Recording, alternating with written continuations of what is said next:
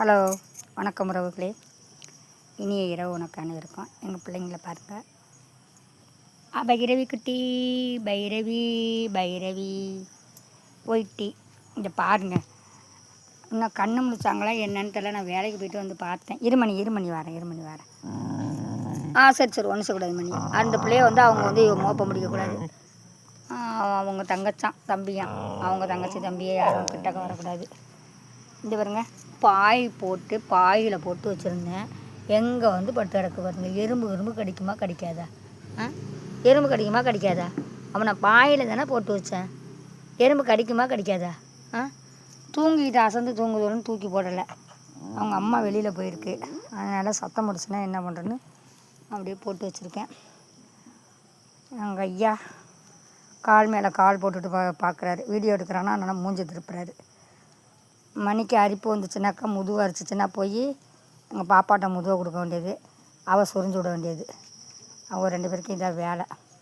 இங்கே பாருங்கள், சொரிஞ்சு விடுறத எல்லாரும் பாருங்கள். முதுவை அரிச்சிச்சுனாக்கா நேராக பாப்பாட்ட போய் உட்காந்துக்க வேண்டியது. அவளும் மெனக்கட்டு உட்காந்துட்டு சொரிஞ்சு கொடுப்பா. இருங்க, சொரிஞ்சு கொடுக்குறேன். எப்போ பார்த்தாலும் முதுவை கொடுத்து சொரிஞ்சிக்கிட்டு வர வேண்டியது.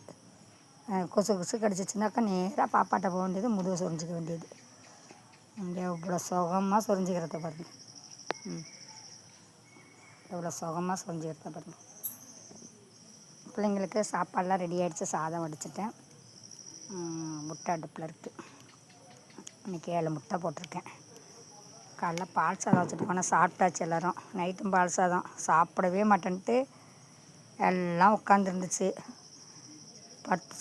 சாப்பிடு என்ன தான் பண்ணுறீங்க டெய்லி கவிச்சான்னு வச்சுருந்தேன்.